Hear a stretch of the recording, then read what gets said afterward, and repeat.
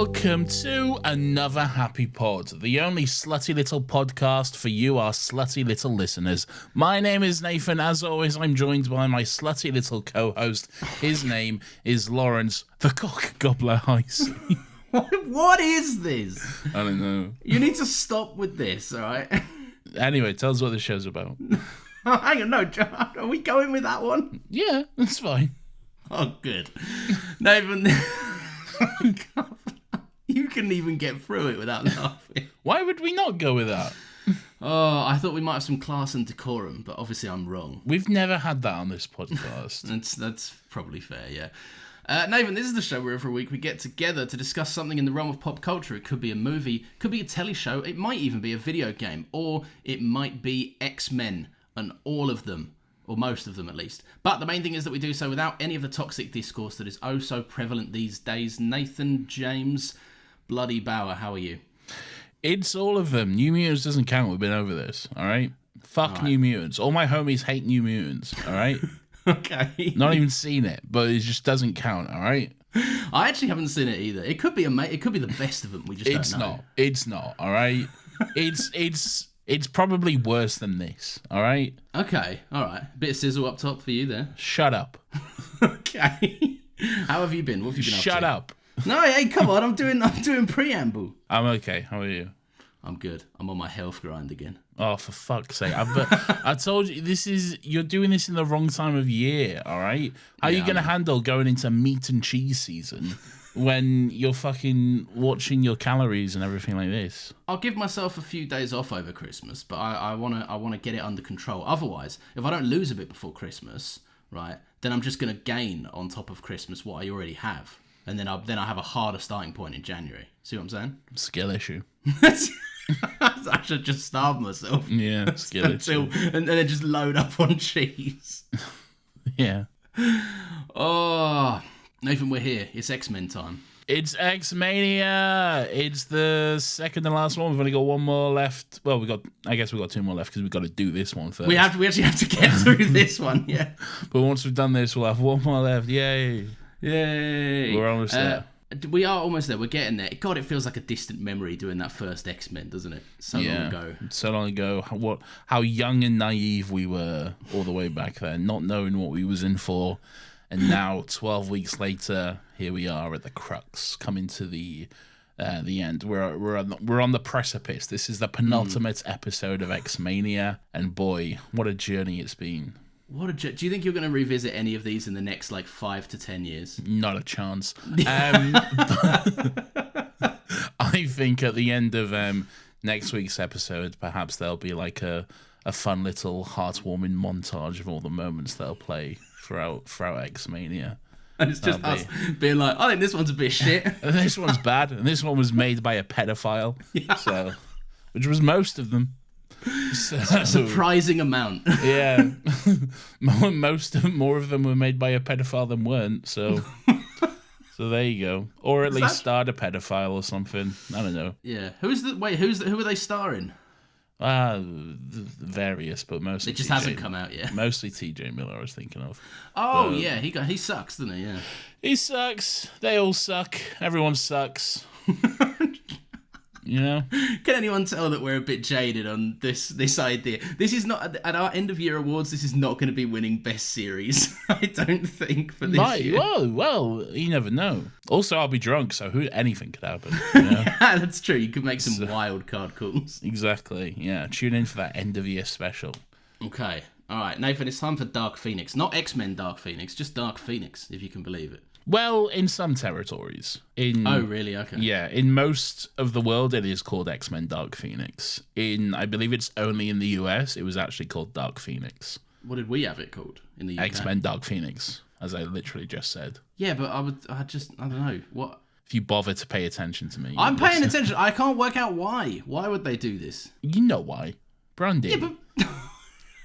Yeah, but you'd want to brand to the US as well, wouldn't you? Yeah, well, I don't know. I'm not Simon Kinberg, all right? You should be Simon Kinberg. Well, I'm not. Okay, I apologise. You're allowed to be Nathan James Bauer instead of Simon Kinberg. All right, great. Nathan, what do you think of Dark Phoenix, or X-Men Dark Phoenix? What do you think of X-Men 3-2? This might be my spiciest take of all time. All right. I really enjoyed this. I can't tell if you're lying. I'm not. I'm not. Look, all right. I'm going to read a statement that I've prepared because I knew this would garner some hot takes. I feel like you're tricking me right now. I promise you I'm not tricking you. Right. First things first, a deeply flawed movie. Even my praises for said movie have many caveats, but I was deeply intrigued by the first 40 minutes or so in its refreshing small size in terms of scale. And in terms of watching all these movies through, I find it a very refreshing change of pace. More character focused, and the main characters are at least the most interesting they've been in a while, at least in concept. Those are my general thoughts. That's my statement. I can elaborate if you'd like me to, but I would like to hear where you're at with it. Is this real? Am I being punked? I'm genuinely as shocked as you are. Where's the cameras? What's going on? Someone's going to burst open out the cupboard. Is this real? Chat, is this real? This is real. Chat, is this real? What's going on? Okay. Well, there we go. Okay. Here's my... What I thought was going to be a hot take, but now seems lukewarm in comparison. Okay. But my hot take is that this is better than X-Men 3, okay? Yes. This is a better movie than X-Men 3. This does the Phoenix Force storyline better than X-Men 3 does. That being said, it's not a good movie. Like, it is deeply flawed, and there are actors who are so beyond done with this franchise and want it out the quickest way possible, which is evident given what happens in the movie. And there's also just like a downgrade in costume and makeup design and fucking noticeable reshoots and Jessica Chastain playing one of the fucking alien woman number one. Alien woman. How are you gonna waste Jessica Chastain, man? Yeah. What are you doing? Taking Jessica Chastain, a fucking amazing actor, one of the most beautiful actresses ever, and giving her this nothing role, man. Yeah. Outrageous. Look, I like some of it. There's some stuff I really like in this movie. Okay, but it's all in this package of a movie that's not good, you know? Yes, There's individual moments which stand out and that I do enjoy quite a bit. But it's all come together in this jumbled mismatch of broken timelines and bad acting and a whole mess of just everything. Okay. Interesting. Okay, I'm glad I'm not fighting an uphill battle where you fucking despise it. Oh, I don't despise it. It's not the worst X-Men movie I've seen. Yeah, by any stretch. I genuinely think it gets kind of lambasted as that, right? Because I did it to you. I said it a couple of times in our Still Got Legs other podcast Discord server, where like people were talking about like likely what opinions we'd have on it, and I was very open in being like, the last time I watched this, I just couldn't be asked. Like I did not like it. I don't recall things that I enjoyed about it. I've barely I don't think I've ever seen this. Today I've seen it twice, obviously, but I hadn't revisited this since yesterday, and I was pretty adamant going in. I was like, I'm not gonna like this. I even texted you before watching the movie saying, do I really have to watch this movie today? And you were like, yes you do. And I think a part of that is it came out in the same year as Endgame, so a lot of the people were trying to be like, look at this movie, you know, it's not trying to be Endgame, but like in terms of superhero movies, there's this in terms of quality and scale, and then there's this little X-Men movie which is like the last dying breath of the franchise that came out after Disney had announced the Fox acquisition. So everyone was just like, oh my god, just give these characters back to the MCU at this point. Yeah, we knew this was like the last sort of breath of the Fox X-Men universe, as it were. Although not really, because there's next week. So yeah. There's yeah, but that's a resuscitated breath, isn't it? Yeah, kind of. Yeah. But I don't know. I caught myself in a preconceived bias, genuinely, and I love it when this happens, because I can, like you often say, I can be a bit of a cynical ass when it comes into movies. I know, but I can be, yeah. And I went into this going, fucking hell, and then I don't know, 20 minutes in, I was going, oh, I'd always rather have a good time than a bad time watching a movie. Well, colour me shocked. Okay. Is this our spiciest take yet, do you think? No, your spiciest take was you liking Aftersun. Okay, for fuck's sake, no. Horrible movie. Okay, we're getting on, all right? We can't do this now. We're on the same page about Dark Phoenix with Rose Bar. Okay. I don't know if we are, but all right. I was surprised to know that Kinberg actually co-wrote fucking Last Stand. And they were like, oh, that movie everyone hated. Let's get him to fully write this one and let him direct it. The first time he's ever directed anything, let's give him Dark Phoenix.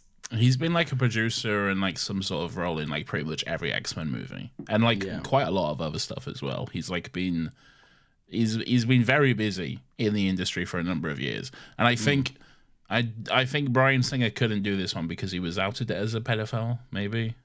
Okay, and good, so he couldn't do this one. We'll rejoice for that then. When did that bad Freddie Mercury movie come out? That was 2018, but I think he was brought on to finish it. I don't think he started it. Did he not? I thought he started it and then he was brought off it. Oh, you might be right. It might be that way then. Yeah. Because have you seen the bad Freddie Mercury movie? No, but I know it's bad because it was made by a pedophile. Yeah, yeah, it's true. That's enough for me. It's a weird movie, but yeah. I know he's been a name and he's been present. I just think it's very it's expected, isn't it, for a studio to just be like, oh, this guy's always been around. Let's give him this again. Nothing can go wrong again, surely. Well, do you know who else has always been around? Go on. Kevin Feige. That's true. He was around all the fucking the X-Men and the Foxverse movies in the early days and everything. He was a producer on all those movies.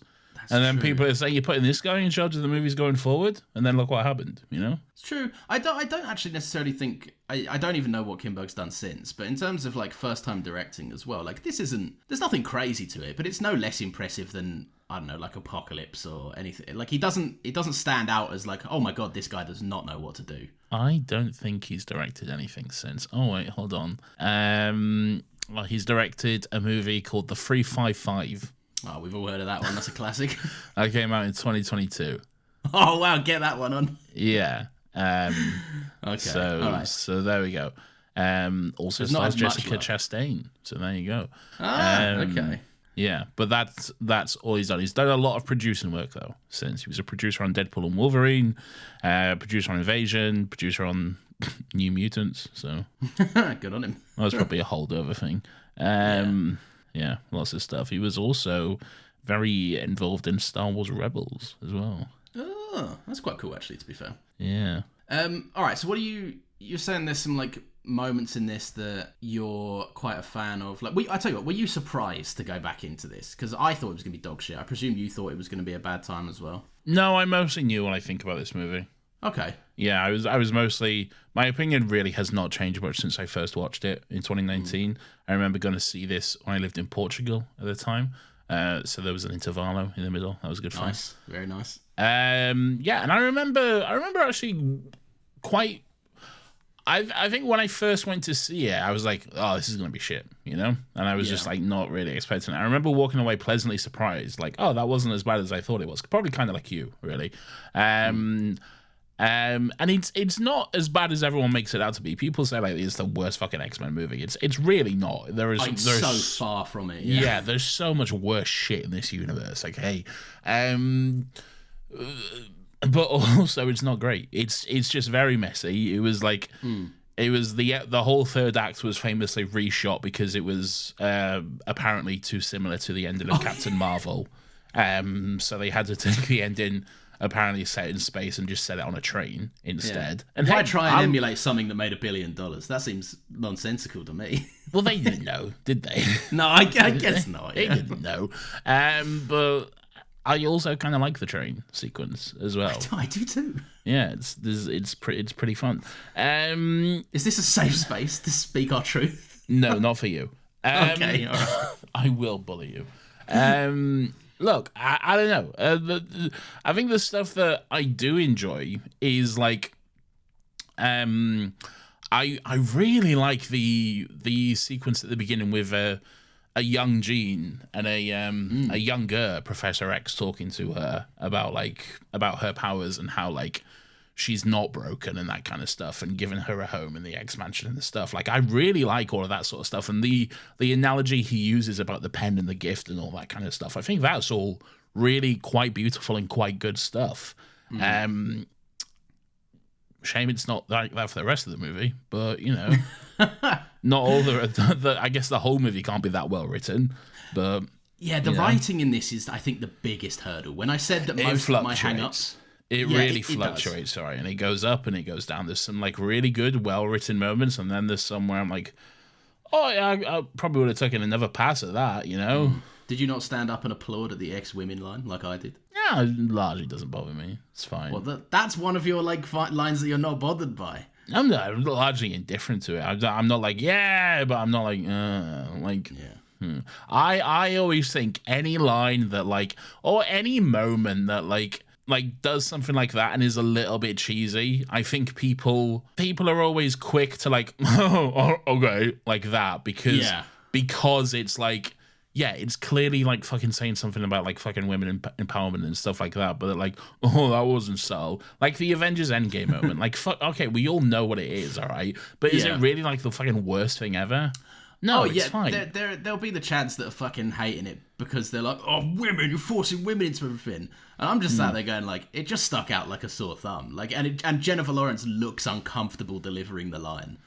Like, I mean, yeah, but she looks uncomfortable delivering every line in this movie. It's largely because she did not want to be in the movie. Okay. She's like, how fucking many of these have I got to do? Can we make my fourth one? Like, please, can we get me an early exit out of this contract? Can I die in the first act of this movie, please? And then can you spoil that in the trailer so everyone knows what's coming? Right? Yeah, I remember them doing that.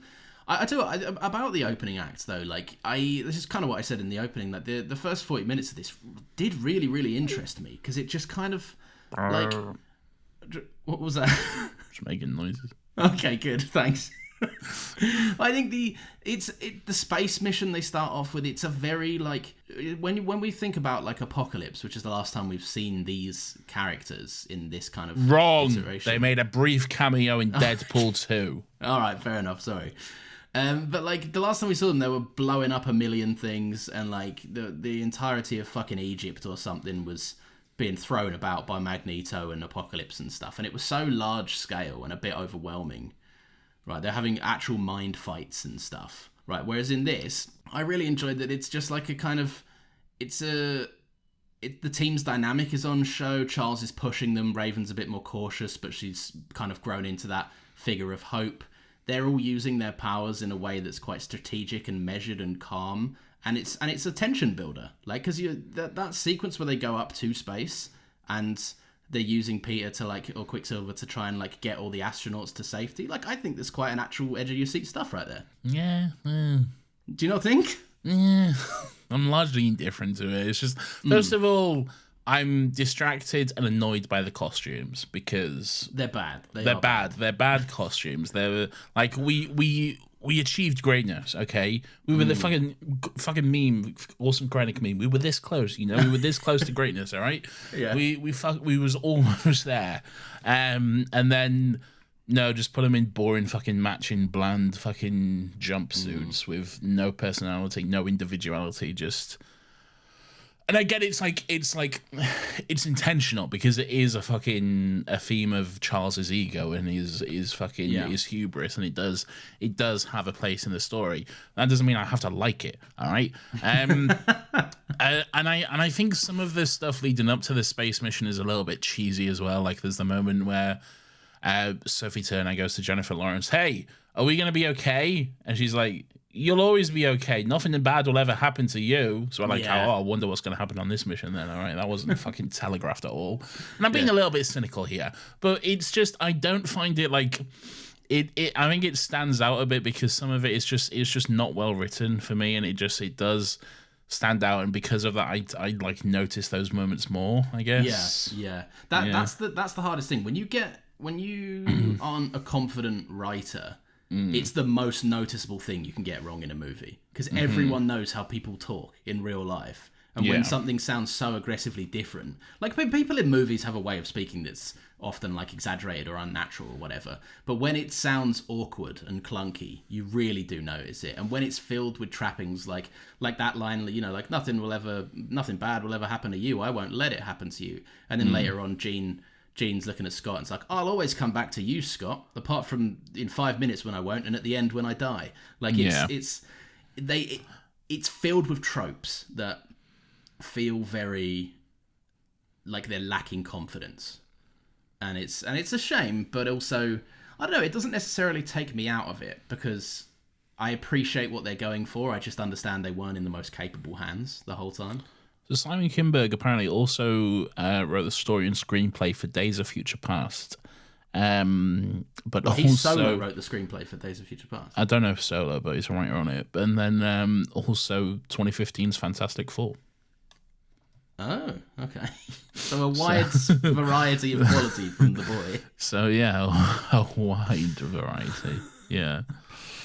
I'll be honest, the 2015 Fantastic Four sounds more in line with this quality. Yeah. Rather than Days of Future Past. Mm-hmm. There's a ghostwriter there somewhere, I'm sure of it. I do think it's quite... There's an exposition scene with Mystique and Charles, just speaking about the writing, that feels very... And this sounds nasty, but it feels very Baby's first screenwriting. Like... Oh, brutal. No, but it what screenwriting have you done, eh? I have, and it's bad. Exactly. But I'm not a writer, and I didn't get paid millions to do this. All right? Let's see it. Let's see the movie. All right. But I don't know. It's. I like the characterizations of these characters, but I don't need Mystique in a room going, "Why are we doing this, Charles? Tell me it's not your ego, which is bigger than it was in the last movie." Like, I kind of like that though. That's some of the stuff I like. I like this story element of Charles's ego, and I like the fact that in this movie, Charles is a bit of a dick. Because I do too. He is a bit of a dick. I like those scenes, especially the one with Hank after Raven's funeral, where like he just can't fucking admit that he's done anything wrong. I think those are like some really good moments. Yeah, there's a little bit of cheesiness around it, but for the most part, I don't mind it. It's this is what I mean about it being the most interesting his character has been in a while. Like Days of Future Past had him as a very interesting version of Charles, or two very interesting versions of Charles. And Apocalypse kind of reset him again back into his, I'm a professor and I love teaching and I love mutants and stuff. Whereas this now shows you like how that I think Beast has a line about like, we changed the world so we could live in it, and Charles is really embellishing his place in that world, where he's finally kind of respected and heralded as a person that wants to do good after quite a few years of being kind of pushed up against the wrong way. He's going to awards dinners. He's got fucking ceremonies. He's like talking to he's got a direct line to the president. Yeah, he's got like the big red phone in the office. Yeah, it's not a big red phone, but it's a phone on his desk. No, but you know the trope. It's the quick, Mr. President. It's a phone in the shape of an X or whatever. Yeah. I like his silly chair. I did. Why has he got 3 wheels? I don't know. That's so stupid. Whenever he was on Cerebro, I noticed the third wheel at the back, and I'm like, that's so unnecessary. Why does he have that? You don't need 3 wheels on a wheelchair. It's not doing anything for you. No, it's so stupid. Yeah, maybe it has like a secret function we're not privy to, but he doesn't really get out to do much anyway. Like he doesn't go and do X-Menning. There's even a line where it's like, I can't remember the last time you actually went and did any Professor X business. You just sit in your office all day and talk to the president. He goes on some stuff. He goes on some missions. In this, after Raven says, you don't do any missions, he goes, look at all the missions I'll do then. Yeah. By necessity. Yeah. Yeah, exactly. All right, so anyway, so they go to space, and then Jean gets the Phoenix Force. It's at least a little closer to the comics in terms I still don't know anything about this. Okay, well, it's not a split personality thing like an X-Men 3, so that's something at least. It is the Phoenix Force from space. I assume there is some legal things with the Shi'ar, which is the alien race from the comics, but in this they're like the Dabari or some shit. I could not even have told you. Yeah, whatever. But they changed the name of the species for some reason. I assume it's some sort of legal wranglings or something like that. It's still a very watered down and condensed version of it though, because like the Phoenix Saga, it literally went over for years, and so like. Oh, okay. To do that in one movie is almost impossible. It is impossible. Well, yeah, but I don't know. I feel like there is a problem with this movie that it wasn't really built up to. Like a lot of this movie is kind of being like, we need to catch people up. Like Jean is now struggling more than she struggled, and now the Phoenix is here, and that's a big problem. Well, she struggled in Apocalypse. Yes, but I don't know. I feel like the seeds weren't necessarily planted all that well. I know she does explode. The seeds weren't planted. She walked in the air, and there was a big flying phoenix behind her. Right? Yeah, but that technically shouldn't be there, then, should it? If we're going by this movie's logic, not really, but still, you know. I think mainly for like the Charles ego stuff. Like this doesn't. It feels like this movie picks up, and it's been a different 10 years to the last 10 years that we saw about to take place. No one looks 10 years older, by the way. No, well, that we're just used to that by now. No, that's. I mean, they should be about 5 years off of where we first met Patrick Stewart and Ian McKellen, but they're nowhere close to it.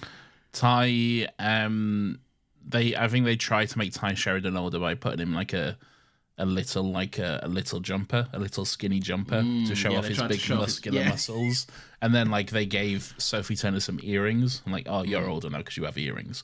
So there we go. But that's like pretty much it. Just speaking of clothes really quickly, what the fuck are they doing to Cyclops? Why is he wearing that visor the entire time? All right, even just in his fucking civvies, and he's still got that fucking visor on. What a fucking nerd he is, all right? Wear a pair of glasses, you fucking dork. Yeah, I guess he likes the button. I guess he likes the convenience of the button of it all. But yeah, you're just chilling at home and you've got a fucking gun on your face. Take it off, man. You sleep You're in putting that thing. kids at risk. I know. Insane. Yeah, I don't disagree. I think fucking Xavier's pretty fucking hench, isn't he? You see him a couple of times in a polo. I like Xavier's outfits in this. He's wearing like a little turtleneck and his little polo shirts and stuff. Gets a full tux at one point. He's looking fresh. Nah, fuck that tux. I don't like it. No, it looks cool. Do you not like his tux? Nah, I'm done with the tux. Give him a little polo. Give him a little turtleneck. That's what I want. I want 90s fucking cheese and fashion, you know? That's fair. The scene where he's with Magneto at the end of the movie when he's got his guns out in that polo shirt, he looks very good. It was pretty good for a fucking 70-year-old man or whatever the fuck he's supposed to be. Yeah, way too good. Just two 70-year-old blokes having a game of chess, both not a day over 35 or whatever. You don't even notice that they're not students anymore either. Like, no, I know. Because obviously, like 10 years have passed, so they were all probably like kissing the edge of graduation anyway. But like 10 years have passed, and you see the kids because there's a couple of times where the X-Men walk in, and Charles is like, "Look, young students, these are the X-Men," and I'm like, I feel like they're all late for class. Yeah, and fucking Days of Future Past was set in the 70s, all right, where fucking Peter, I guess, was like 20. Yeah. So this dude's in his 40s now, all right? And he's still walking around dressing like that. And he's still like a fucking... Yeah, I don't know. There was like one shot of him at the end where he just seems like he was another student just walking through the school. I think he even had like a backpack on and was like, "Hey guys, I'm just going to class. How do you do, fellow youths?" Let's go to class. You know, and every now and again you see like a 50-year-old man and he's wearing skinny jeans. You're like, "What are you doing, man? Let it go." Yeah, that'd be you. That probably will be me, yeah. Mostly because I just haven't bothered to buy a new pair of jeans. Yeah, exactly. I like the scene where they go and see Jean's dad, because that's the big secret of the movie. The big Charles fuck up is that he erased... Well, he deliberately hid that Jean's father was still alive because his dad was not wanting anything to do with her. Her dad. So yes. Jean, as far as she was aware, she killed both her parents in a car crash because she didn't like the song they were playing on the radio or whatever. Yeah. So she killed them both. Hey, yo, pass me the orcs. Hey, yo, I got that heat. Pass me the orcs. But they said no. So yeah, she killed them. And that was like the big Charles hidden secret in this movie, I guess, that he hid that from her. But for good reason, though, because her dad's a bit of a dick, right? Her dad, blames her for what happened, which, is, I guess, is fair, but there's also, extenuating circumstances to take into consideration as well and stuff. And he like, didn't want anything to do with her. He can't control her and all that sort of stuff. So yeah, he's a bit of a dick. But yeah, I do like that scene where she goes to see him and it's like, it's a bit awkward because she's like, "Oh, Dad, I love you. I miss you. Let's hang out. Let's be best friends and stuff." And he's like, "No, I don't like you." He's like, "I don't know about this. I don't want anything to do with this." I really like this scene as well because we know it's edited quite nicely where we know Charles lied, but we don't know why Charles would have lied about that. Like, he's a nice guy for the most intents and purposes. So we're left to wonder, why is this such a secret? And Charles is shitting himself because he knows where Jean's gone. We see Jean getting there, and her dad's a bit creepy with it. Is it fucking David from The Last of Us? The TV show? Yeah. No, I couldn't tell you. I thought it was. I can't be sure. But anyway, yeah, I like how it's edited, and I like that it's also when the scene reveals itself and it's revealed why Charles stripped away. It is, yeah. It is the same guy. Okay, cool. Yeah. I like that when the scene reveals itself, it becomes that kind of. I was really interested in the smaller scale of the movie, and I think one thing that it does nicely here is it explores that human and mutant divide in a kind of microcosm. Like, it shows you Jean was rejected by her father, but it doesn't make it like you don't need a million Republicans in suits because we've done that already in so many other movies. Yeah. I do think later on the politicalness of it gets a bit rushed when Jean just blows up like one police car and suddenly the president's like, "I'm cutting you off. All the mutants are bad again." Where did the police come from? Who called the police? That is a quick response time. They got there fast, man. It had been like fucking 2 minutes and 3 cop cars were pulling around the corner like fucking ready to go. Insane. Stupid. They're all just waiting around the corner. It's the suburban neighborhood as well. I don't think there'd be a heavy police presence there. No, not at all. Yeah. No, I do like that sequence. A lot of slow motion in this movie, isn't there? A lot it really is, yeah. Yeah, they fucking love just cranking out that slow motion camera. And Quicksilver has a little moment where he just like breaks his leg and then he's out for the rest of the movie, I guess. It's such a waste of potential. When I did it, I was like, "Oh, I'm about to eat some humble pie," because I could have sworn blind there wasn't a Quicksilver scene in this. But then it all goes slow, and you see him start to try and take Jean out, and then it just immediately gets wiped off the board, and you went, "Why is he here? Why is he in this movie?" I don't think he says much, bar the first scene, and then he dips for the rest of it. He's really not in like much of the movie at all, and then he's got one scene at the end, really. Was Evan Peters doing his Jeffrey Dahmer nonsense at this point? I don't know what that is. You know, he's in that Netflix show where every year Netflix brings out a show about, like, Zac Efron did Ted Bundy one day, then Evan Peters did Jeffrey Dahmer, and then everyone on TikTok's like, "I want to have sex with the serial killer." No, I think the Jeffrey Dahmer one was later because I think there was memes about it on TikTok later. Okay. Because doesn't he go like, "Relax, I just want to take some pictures"? That was like made into a meme. Sounds like something Jeffrey Dahmer would say. Maybe. I don't know. Don't know the bloke, to be honest. No, yeah, fair enough. Probably better off for it, I would say. Probably. Yeah. But yeah, no, there is... what do you think of that fucking whole action sequence outside in the suburban neighborhood? I tell you what I do like. I do like that there's one moment where, like, Jean comes out of the house and Storm just immediately goes to fucking throw a lightning bolt at her. Just like, no hesitation, just straight away. And it's only because like Scott tackles her that it doesn't land, you know? It's like, Storm is taking no fucking prisoners. She's like, "Hey, fuck this bitch, right? We're done with her." Insane. So even later on, Cyclops is like, "It wasn't her fault," and Storm's like, "Yes, it the fuck was. I'm gonna kill her, all right? I'll kill her myself." Yeah, a bit of fun. No, I think it's I don't know. I don't know, because I like some of it, but then I also think it's a little bit ruined because of the Mystique death, which was clearly just Jennifer Lawrence wants nothing to do with these movies anymore. Yeah. So let's just get her out of there as quickly as possible, and it was all just a bit in service of that, really. But at the same time, I still like the effect that storyline has on the movie and the characters and stuff. So I don't know. I'm at an impasse with it. I'm at mixed feelings, really. I think because obviously Jennifer Lawrence was vying to get the fuck out of there ASAP. Like that's clear from. Or just watch the movie and it's pretty clear. And fair enough to her, all right? I don't think that's anything to like fucking criticize Jennifer Lawrence for. If she doesn't want to do it, then like fair enough, all right? Like much as we joke about it, it can't be easy. Like fucking sitting down for like just 5 hours and having like blue paint on you all day and all that sort of shit. So like, it can't. But I'll refer back to the Beast argument we made about Nicholas Hoult a while back, which is just like. Count your money and calm down about it, really. People work plenty harder jobs, get up far earlier in the morning than you do, and get far less in terms of financial reward. Yeah, but if you don't have to do those jobs, then it's harder to see it from that point of view.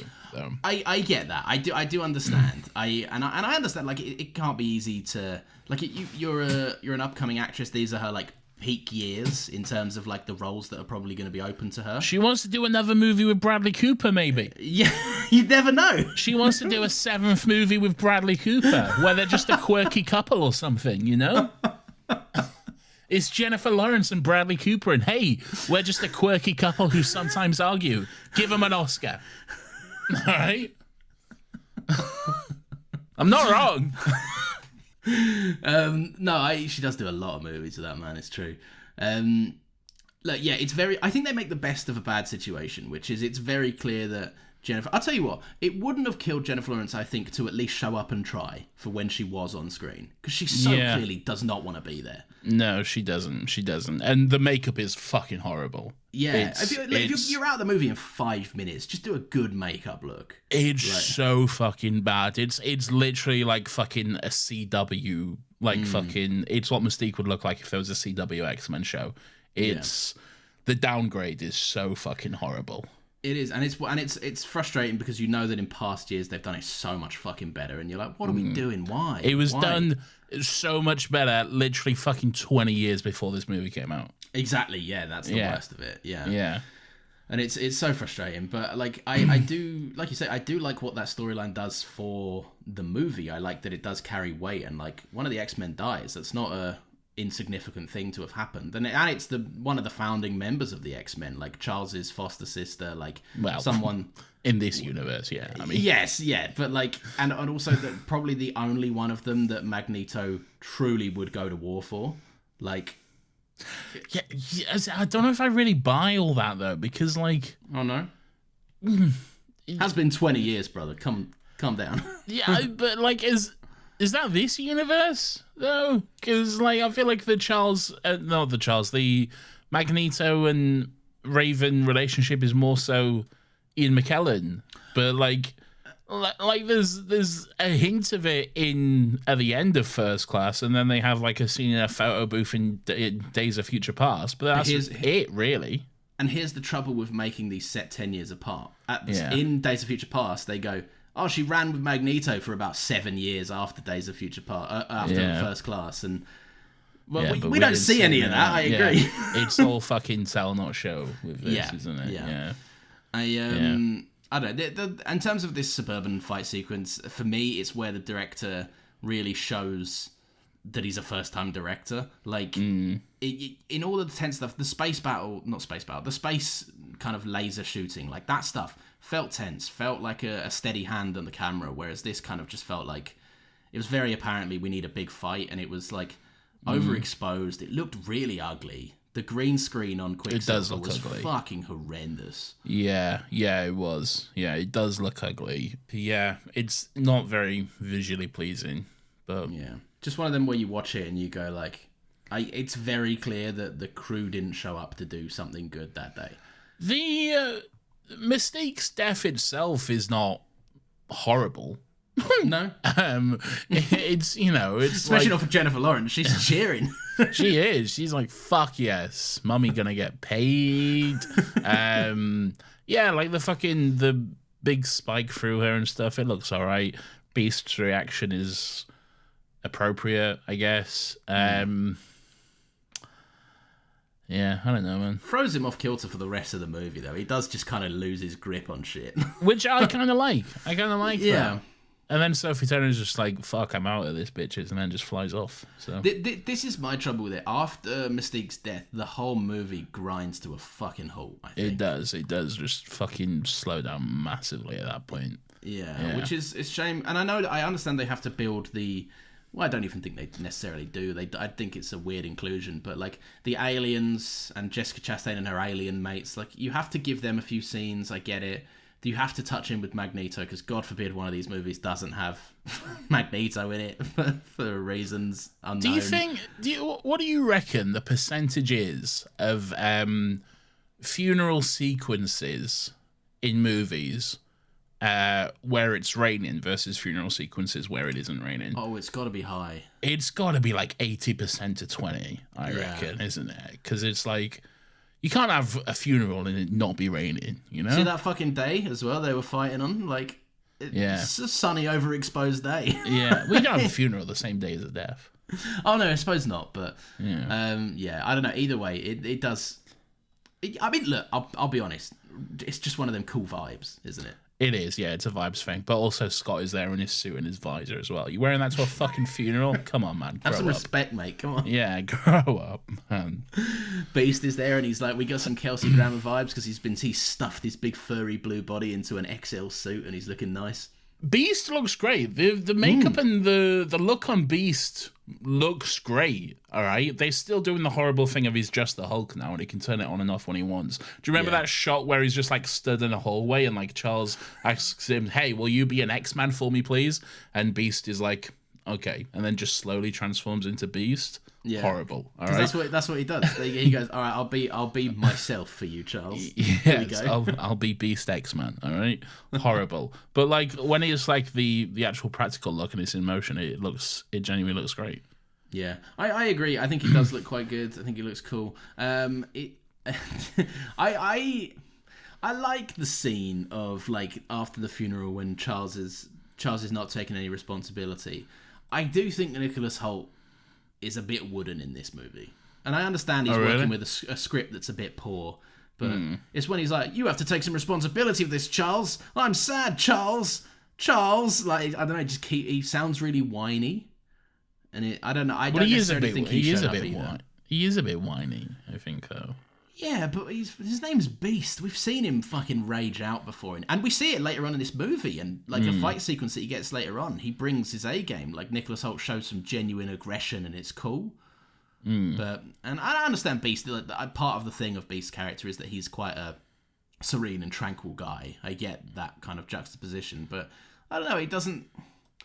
I just felt, I don't know, maybe it's the script, maybe it's Nicholas Hoult, but I just felt he came across a bit wooden at times in this. And I actually think the performances are the strong suit in this movie. I think Sophie Turner does an excellent job. I even stomach Ty Sheridan in some scenes. Which is progress for me. It is progress for you. I'm less warm on Ty Sheridan this week than I was last week. Yeah, I don't know. Yeah. So Magneto is also here now, and I guess this is kind of Genosha, or like an early version of Genosha, I guess. It would seem so, yeah. Yeah, he seems to have some. They're starting like a little mutant country or whatever, so that's fun, I guess. Not that they do anything with it, but bit of fun. To be fair, I do like that he's like seemingly been granted a pardon, and he's firstly no. I think they've given him a pardon because they wouldn't know what else to do with him because they can't just keep dying. Yeah, and let's not forget this. In this universe, he killed the president. Okay? Exactly. He killed JFK, or people think he did at least. I don't know. I can't remember whatever the fucking law is. He tried to save him or something, which is why he curved the bullet because JFK was a mutant or something. Yeah. Classic. Okay. All right. Sure, man. Great.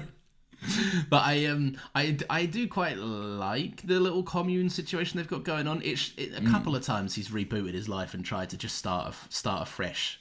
Yeah. And he obviously has a knack for manual labour because he seems to really dig it. He does love it. Yeah. Do you know what's horrible? This won't be very good for audio, but whatever. Having a whole action sequence based around two people just doing this. Yeah, the telekinesis power shot. Yeah, for listeners, I just held up my hands. Okay. My note reads, "Why the helicopter off?" Because it's an entire action sequence dedicated to two people being like, "My helicopter moving powers are stronger than yours." Yeah, it's just both of them with their hands raised, like who can look the most strained as they try to move a helicopter with their mind, you know? I will say, Michael Fassbender definitely showed up, because he's standing there screaming. Michael Fassbender will always show up, all right? Doesn't matter what movie you put him in.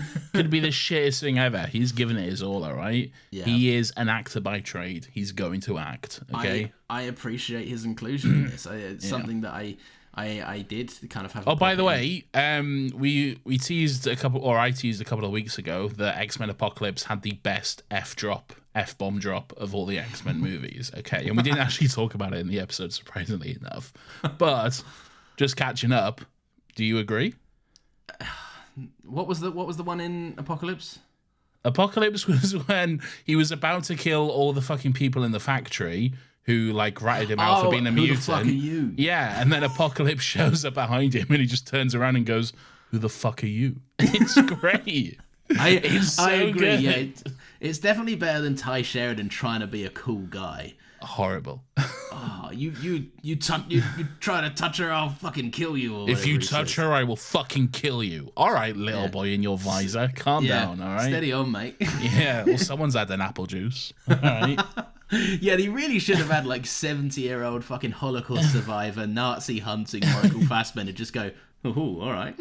Yeah. Steady on, mate. What was I saying anyway? What was you saying? Just that whole kind of middle sequence of the movie, it does get a little bit dry for a bit there. With the commune and the kind of Beta Genosha situation, and then there's also a lot of alien shit as well going on. Yeah. They're like, "Hey, we're aliens and we're in the FBI and we're gonna kill Jean's dad or whatever," and it's all just a bit boring, you know? Yeah, like Jean's dad, I like him in the scene, but as soon as we've left the suburbs, I could not care less about his character. Just have a fucking title card that say he died off screen. Great, that's fine for me. You know, my planet needs me. So. Just move on, all right. Jean's dad died on the way to his home planet. All right, that's fine. I do like. There's one instance that I think it's rushed, but I think it's interesting that the government does start to roll back all of their mutant relations progress. Like it's kind of only really explored a couple of times in that the military suddenly have like the collars that to tag mutants again, and the president's ducking Xavier's calls.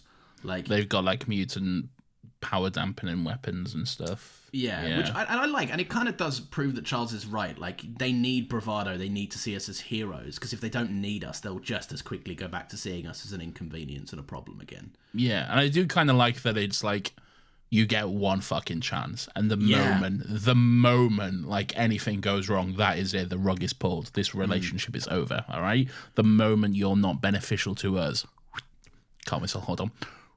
It's over. All right. Nice. I got it. I might just mute both in the edit. Great. Cheers. But no, I like that does reveal a little bit more about Charles as well, because it's not just about the hubris. Because despite the fact that Jean has single-handedly, unknowingly so, destroyed the reputation that he's been carefully cultivating for mutants. Like, even though Jean does just kind of lay that to waste in like fucking 5 minutes, he still puts everything on hold to be like, "Nah, Hank called me out for some shit, and I suppose I've been a bit careless. Like, I'm gonna Do you know what try." moment I really like from Charles? When they're going to Jean's dad's and they're on the plane, and Mystique is like, "Charles, why the fuck do you know where we're going?" And he just like has that moment where he's just like, "You know why, all right? Don't make me say it. You know Stop why. trying to out me in front of the X-Men." Yeah, I like that little moment. That's quite nice. I do too. This is filled with good little James McAvoy isms. I think he's very good in this role. Yeah, like he's complex and he's interesting, and he doesn't know what to do. Yeah, he does. I don't know what to do. I don't know what to do. That's not in the movie. It's not. It's not even in the movie. No. It's a fun little. I think I actually put it on the tease for last week's episode. There's a great moment where I don't even know when it is, but just the delivery of the way James McAvoy goes, "I don't know what to do," as Charles Xavier is really funny. It's very funny. Oh, they should. That's the rule. They should have at least one line delivery per X-Men movie that just makes you go, "What was that choice? That was interesting." Yeah. James, your boss, refers to this movie, which I really enjoy, as X-Men, the one where they all try to cross the road. Does go on for a surprisingly long time. There is a whole action sequence built around them trying to cross a road. What do you? It's like Frogger, the game. It is. That's very accurate. Well, I think I have another hot take here, but what do you think about the crossing the road fight sequence? I was going to say Jaden Smith. I like Willow Smith. I whip my hair back and forth. Oh yes, I was like, Willow Smith's not in this movie. No, she is. She whips her hair back and forth. And now she's a mutant. You do definitely get more henchmen, don't you? You just get unnamed mutant number 1 and 2. Just vague X-Men. Vague mutants. What powers do they have? Don't worry, it's all just vague, all right? Yeah. When you're not looking, they can shoot lasers. When you are looking, it's more specific. Yeah. They'll do a thing. Don't worry about it, all right? Are they strong? Who cares? Just have them fight, all right?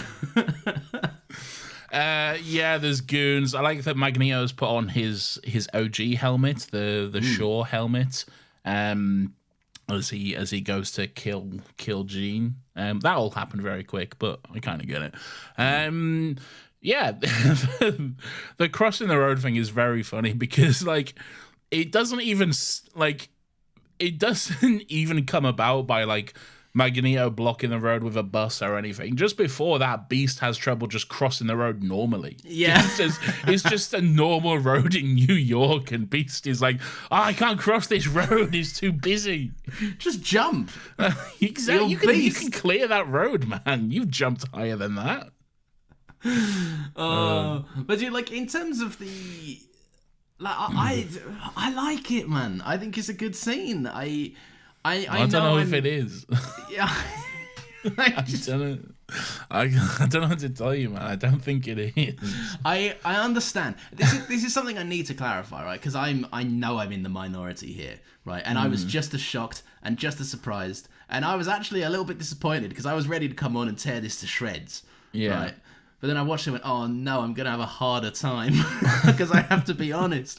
I think it's more like I told you I was tired out at the end of Apocalypse. Don't tell me anything and don't give me any indication, all right? But if you like this movie more than next week, I might just kill you, okay? Okay, all right. So, there we go. All right. We'll see. I did text you a locked screen on my Letterboxd list of the rankings. I've completed my X-Men list. Did they not say only 13 though? It did, and I counted them, and I'm sure I didn't miss any.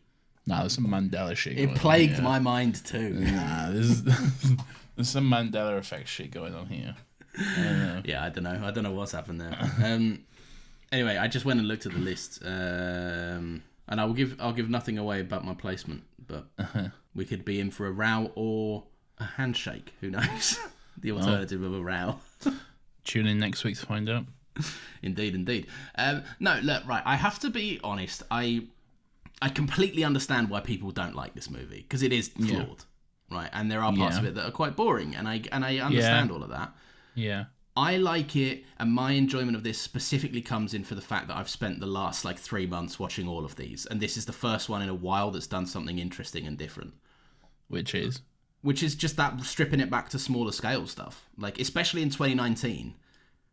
Is it smaller scale? I definitely. When you look, the last Apocalypse had Egypt blowing up, and everything they've built will fall, and the height of action in this one is crossing a road. So it is definitely smaller scale. It's way more stripped back, I think this one is. And that's why I like The Road. I'll speak about The Road in a minute, but tell me what you like about The Road. I like that it's a confined. You know, in a game when you play a big boss battle and then it shrinks the space to a confined arena.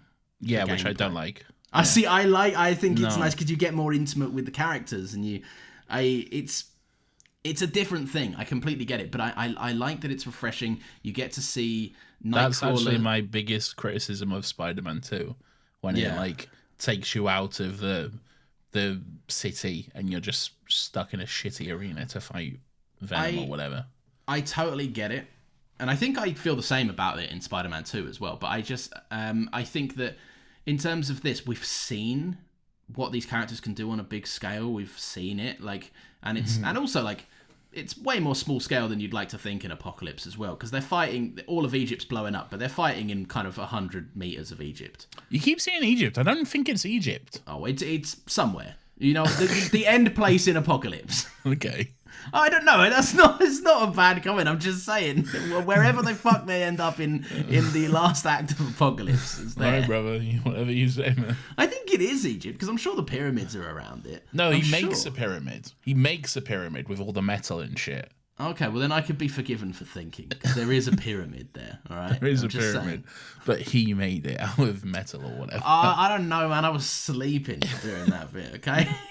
That was me. I was sleeping. Okay.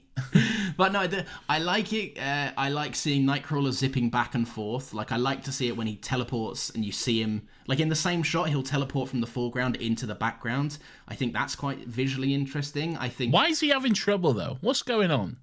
I don't know. He's just having a harder time, isn't he? Why? I don't know. He doesn't like killing people, I guess. No, but like, why can't he just teleport across the road? I don't know. I think it's because Charles keeps being like, "Stop! Don't leave me." All right. I like. That's dumb, but all right. I like Storm, who's normally used to like controlling entire fucking climates. She's kind of has to focus on using her massive, large-scale powers. I just looked it up. Apparently, it is Egypt, so you forgive me. There we go. Ha! It's Cairo, apparently. There we go. Storm's used to using her large-scale powers in big things to control climates, but here it's more stripped back and it's interesting. Charles Xavier is there, and it's rare we see him in an action sequence because, you know, Because he can't do anything. He can't do anything, yeah. He could either end the entire fight, or if it's a fist fight, he'll just get tipped over, which is not ideal either. Like, but I like seeing him, like, he's functioning, I think, as an effective leader of the X-Men, where he's kind of sat while this chaos ensues around him, and he's seeing Nightcrawler's getting overwhelmed. So he just goes, whoop, and zips his mind powers into the person Nightcrawler's fighting, and then they just go, fuck, and fall asleep or whatever. Like, he's an overseer, which I think is... I think it's interesting. I understand it's not bombastic and loud, and I get that it can be a bit silly, because, yes, it's just a simple road, and they're all trying to cross it to literally get to the other side. Yeah. But at the same time, I think if you take the motivations out of it and how easy it should be for the X-Men to solve it, it's a good little fight in itself. Yeah. I like it when Magneto brings up the train, I guess. That's pretty cool. Yeah, and he's just like, give me some cover from all this fucking nonsense. Like, yeah. And then he just walks into the building with just the train still crashing in behind him. Yeah. It's always cool. cool. When, like, what the cool guys don't look at explosions thing. And I know it's not an explosion, but it's a cool thing behind him. It's a cool thing, yeah. Yeah. So you're not a train fight truther, no? No, I like the train fight. Not the train fight, sorry. The you're not a crossing the road truther. Nah, it's just dumb, I think. That's fair. I can't disagree. Like I said, I can totally see why people don't like this. Yeah. It's just I can't. It's just pretty dumb. The end result doesn't justify the silliness of it for me, really. And I like silliness, all right? I'm a noted silly guy myself, okay? But, like... A certified goose. Exactly. But this is just... I don't know, man. It's just not there for me, you know? Yeah, I get it. Do you like the walk to me moment? Because I got some thoughts on it. No, I don't, because I feel like it's supposed to be like, it's supposed to be like horrific and this like weird, like sort of like body horror-esque, like really horrible thing. But it's just dumb. It just looks silly, you know? The effect isn't there for it to be body horror. Like, yeah, it's not. It's not. I think it's kind of underbaked because it's not effective at scaring you or disturbing you. It's more like kind of funny's the wrong word, because there are people that probably think it is funny. This is in bad taste. Funny. I get it, but yes, but it is because James McAvoy is really trying to make it scary. It makes it inadvertently a bit silly. Yeah. I even put down for like in terms of like a screenwriting thing, and this genuinely floored me when I thought about this for a bit, right? In terms of a screenwriting thing, the script I think is the weakest element of this entire movie, but this should make perfect sense. This moment, this walk to me moment, because it's the ultimate humiliation for Charles, because the entire movie he's been riding his own ego very hard and has been kind of orchestrating and using the X-Men as his puppets, as his kind of political chess pieces to advance his personal position. So when Jean elevates him off of his chair and forces him to walk like she's fucking puppeting him, and he's degraded and humiliated, for me it's quite representative of the theme of the entire movie as a whole. But then it's only when Charles is stripped down to his most humiliated and he still cares for Jean, that's the only point where she can get through to him after his ego has been stripped from him and he's like on the floor, powerless, completely and utterly powerless, because he can't use his powers on Jean and he's out of his chair, right?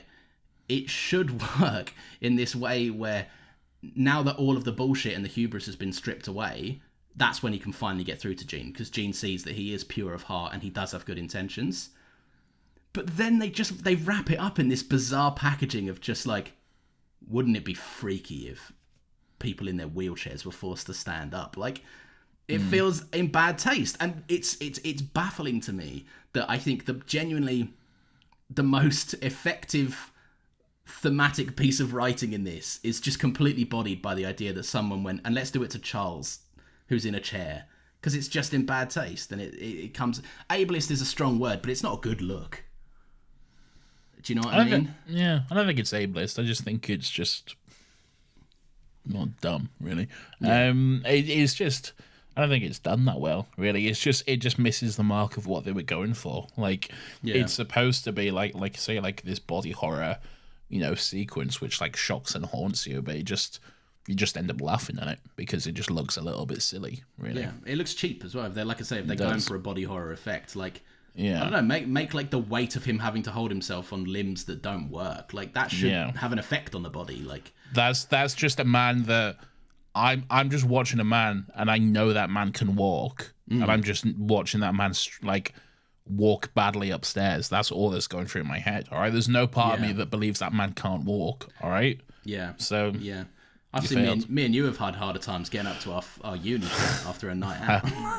I have, yeah. Do you want to talk about the Magneto gets his fucking head crushed in?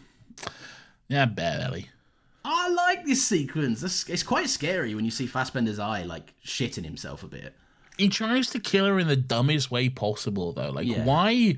Well, of all the things in the room, why would you grab the piece of metal, which is like the furthest thing away from her, first of all, okay? And then turn it into this long, intricate fucking knife, which has to stretch across the entire fucking room to cut into her throat or whatever. Why not just grab, like, something from behind her and just chop her fucking head off, man?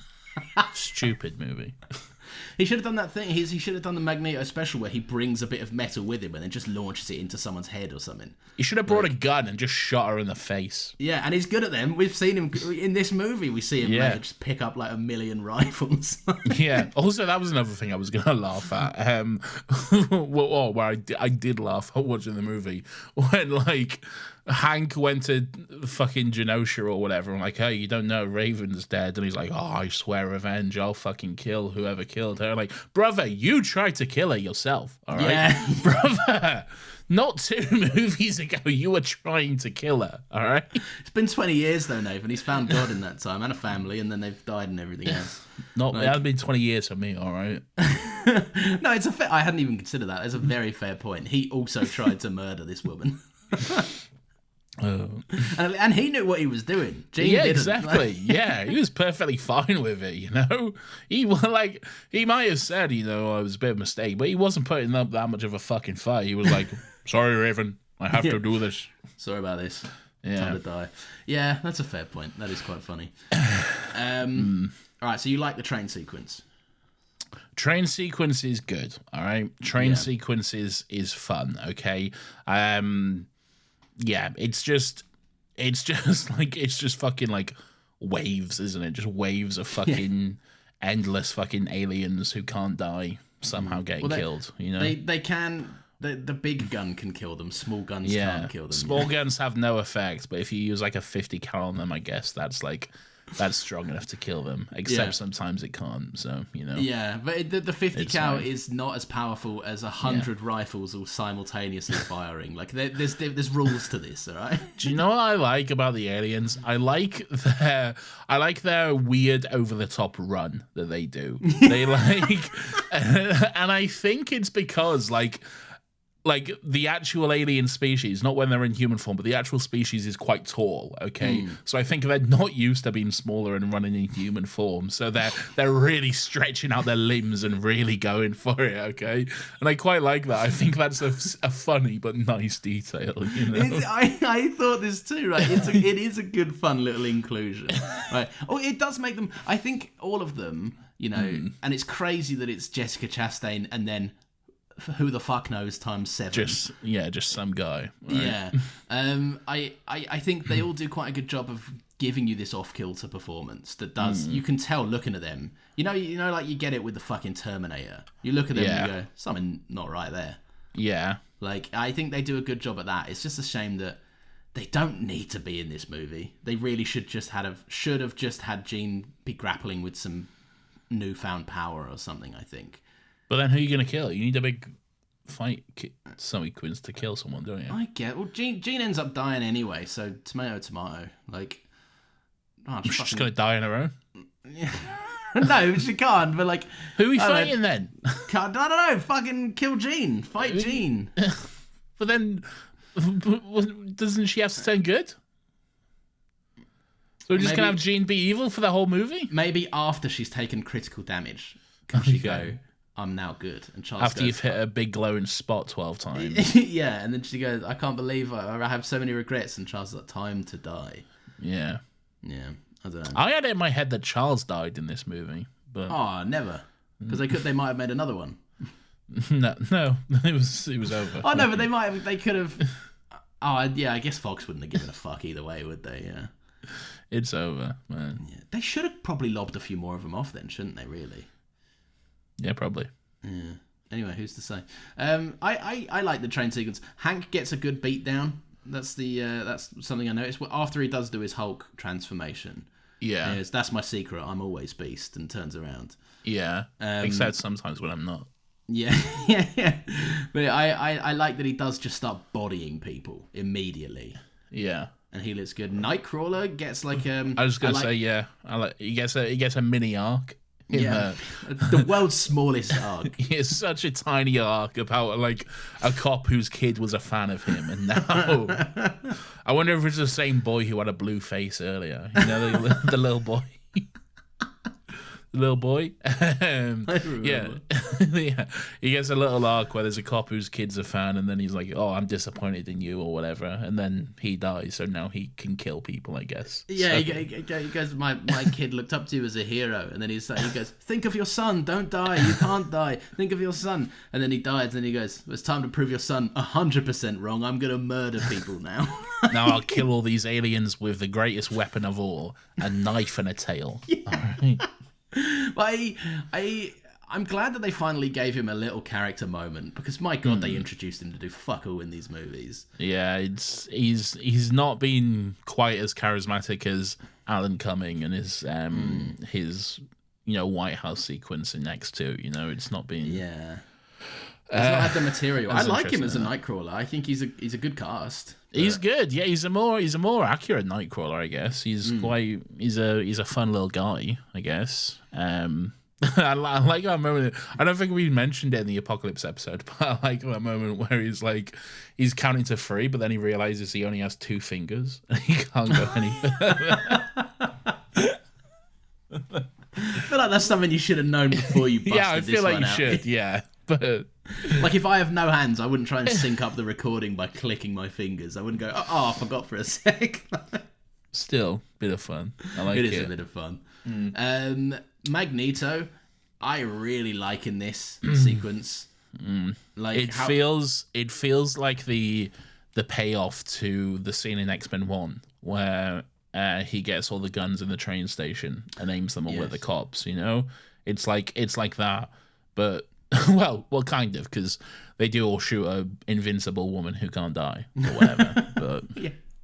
No, but it's just like I think he's using his. I've always said one of the highlights of this whole franchise is they find creative ways to make Magneto use his metal to kill people. Essentially, I like that there's like 6 of them just charging him, and he goes nope and just crushes the train. It is really cool when he just just crushes the train, and that guy is just doing his big long run at him, and then he's just like fuck you, just crushes the whole carriage around him. Yeah, that's pretty cool. Well, it's like if this guy gets to me, I'm dead, so I'm not going to give you the chance. Yeah. There's a really good sequence where I was genuinely floored by it because I was like, fucking hell, the camera moved and did something. Someone directed this. Like, where like someone flies towards him and he like the camera shifts kind of, like when you change the left or right focus on a character in a video game, and it kind of shifted over his left shoulder as it followed him using his power on some opponent in the distance. And I was like, bloody hell, we're moving. We're off here. But yeah, so that was interesting. But yeah, Scott doesn't do much. He's just like little blast here, little blast there, Yeah, it's a little and he's a big fucking nerd in his visor. Yeah, he's been waiting all 10 years to use his visors here, but it can't be interesting. I do like the big laser that the Jet has, where he like essentially just gets roped down there and they go, Scott, use your laser to shoot through a bigger laser. Goes, Cyclops is essentially the gun for the Black Bolt. Really. He is, yeah. If he's feeling sick, Hank goes like, so then we're taking some fire. We're taking fire. Scott, oh fuck, it's his day off and I didn't install the other guns. Oh no, what do we do? We've never needed them before. Maybe Storm can use it. She can shoot some lightning out of it. Yeah, true. Everyone could do something vague enough, I think, that would make it work. Yeah. But yeah. That's kind of me on this. I got some little things, but Jean dies. The school gets renamed into Jean Grey School for Mutant Kids or whatever. Yeah. There's that timeline. Mutant Kids. Mutant Kids timeline is so fucked up.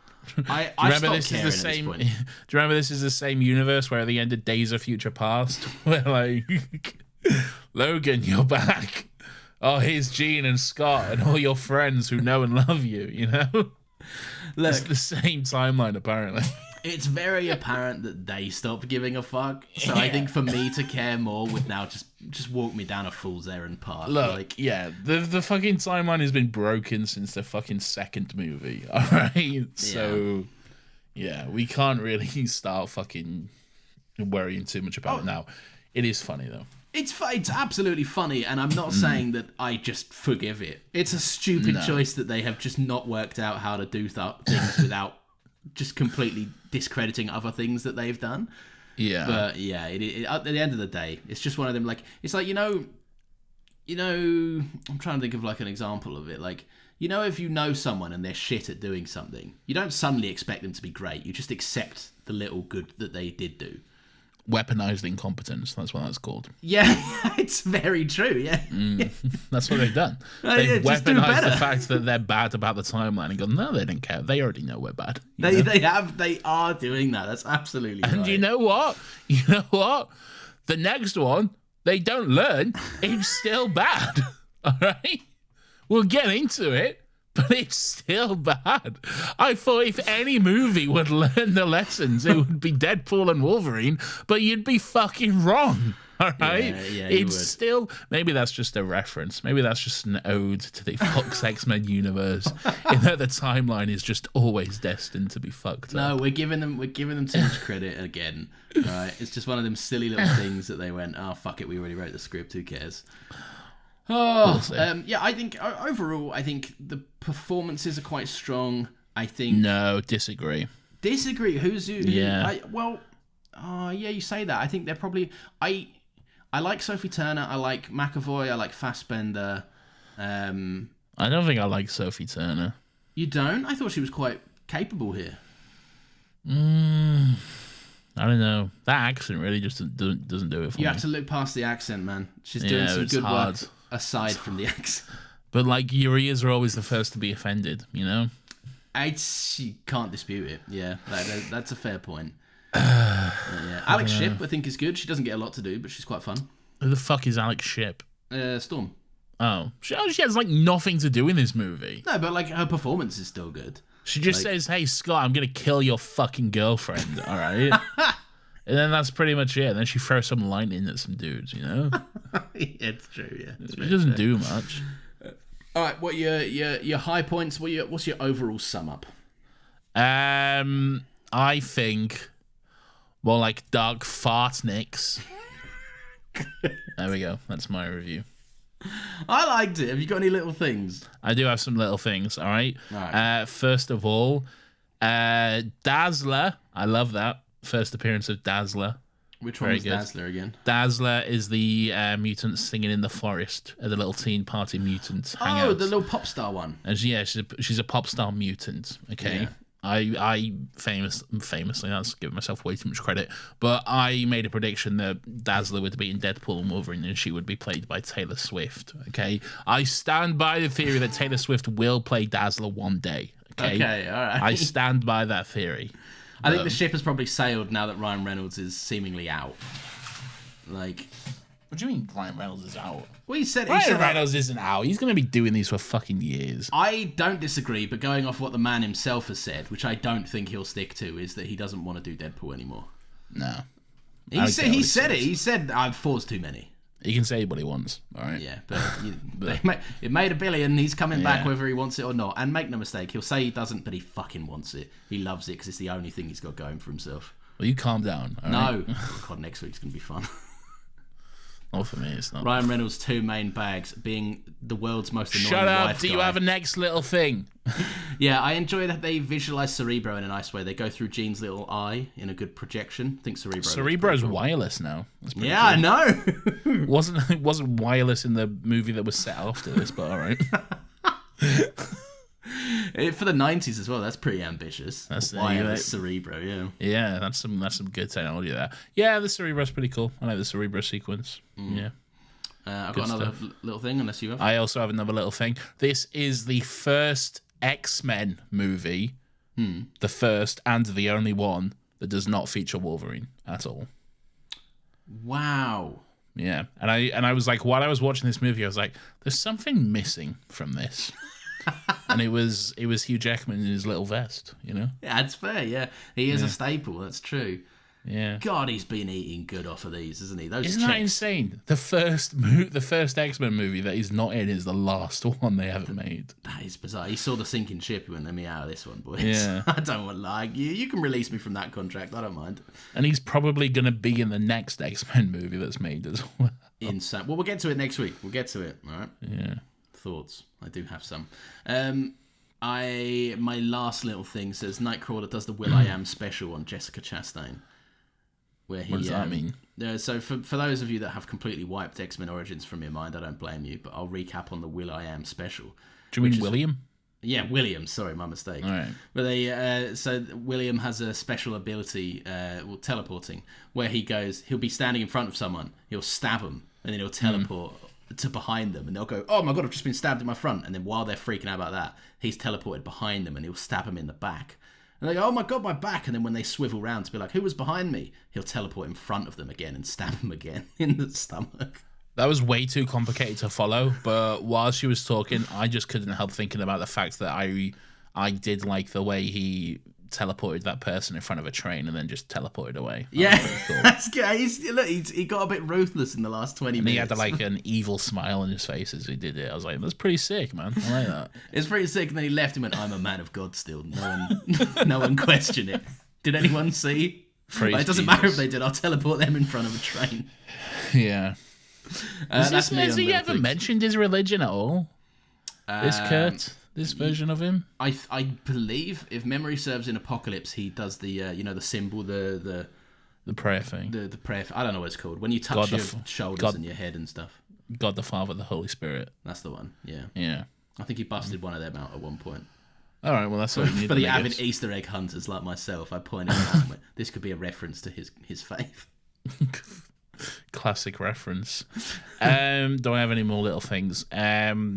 Jessica Chastain is bad. Ty Sheridan is bad. I don't think Jessica Chastain is bad. She just has nothing to work with. But like, Yeah. she's quite menacing on screen. Yeah. And she gets to do a quick little act when she's a human, normal woman. And she's like, I better go and see what my dog's going crazy at. And then when she comes back, it is clear that the vibe has shifted. I think she does a good performance with absolutely nothing to it. No, there's nothing to the performance, so I can't like say it's good. Really, it's just That's fair. It's bland. It's unseasoned chicken. I think Ty Sheridan's issue is that he tries too hard. Yeah, maybe. He tries to be. He's watched the like shouting equals good acting videos on YouTube. He's there praising the Daniel Day-Lewis scene from There Will Be Blood or something. He's like, "Whoa, this is peak. This is peak acting." Is that the I've abandoned my child? I think so. Yeah. I've abandoned my boy. Any other little things? I'm done. No, not a good movie. Fair enough. I enjoyed it. I thought I had way more fun than I thought I was going to have. But you didn't come into this doing big farts. Big farts now. Read out, have we got any thoughts on the Discord? Why don't you read them out? Oh, I could, but now I'm going to have to open in Discord. Thanks a bunch. I did it in the last 2 weeks. You fucking pull your weight. I wasn't prepared for this. All right, yeah, fine. you choose one, all right? All right, I will. Or choose a few. Choose however many you want. I don't care. All right, fine, I will. All right, there's not many. I'll read them all out. So it'll be quite quick. Crack. Carney says, how soon into the MCU will they do Dark Phoenix and cock it up? Almost immediately. Yeah, it'll be the second one they do. I reckon it'll be the first. Okay, just straight away. Just straight out the bat. Let's just get this over and done with. I'm Jean Grey and I'm fucked, by the way. Yeah. Ideally, all right. I think Kevin's trying to get it back on track. Okay, so I can give them the benefit of the doubt. All right, and I think what I would like to do is if they do the Dark Phoenix storyline. Take your time with it. Set it over a couple of movies. All right, do a fucking trilogy of it. All right. Yeah, that could work. Take your time. Don't just rush it and get it out in one. All right. If you're gonna have the mutant saga, as you're calling it, let it spread that shit out, or just don't do it. Yeah, there's other stories, I'd imagine. Yeah, that are good. It's been done. Just do something else. Give it some space. Yeah. Yeah. Just like the Tom Holland Spider-Man movies, they took 3 movies to do Green Goblin again. Like, they built back up to it, and I thought that was quite effective. Yeah. Yeah, I guess. Yeah. Yeah. Ari says, "What song that plays on the over the radio would make you so mad you would kill your parents over it?"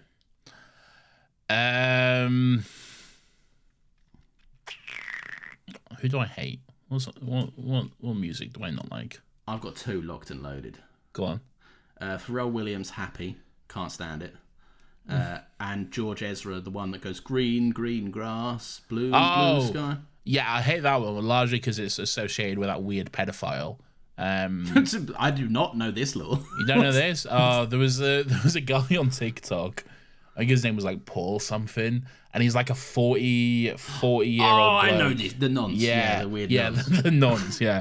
He's like a 40-year-old bloke, but he dresses like a fucking 15-year-old boy, and he makes TikToks like a 15-year-old boy as well. He's like a musically adult, isn't he? Like doing like the dances and stuff. There's a very funny video where he's on a live or whatever, a TikTok live, and like he sees the news and like, oh no, there's a plane that's crashed in Tanzania, and then just immediately does like a little TikTok dance after it and pulls like a thirst trap face and stuff. Oh my god.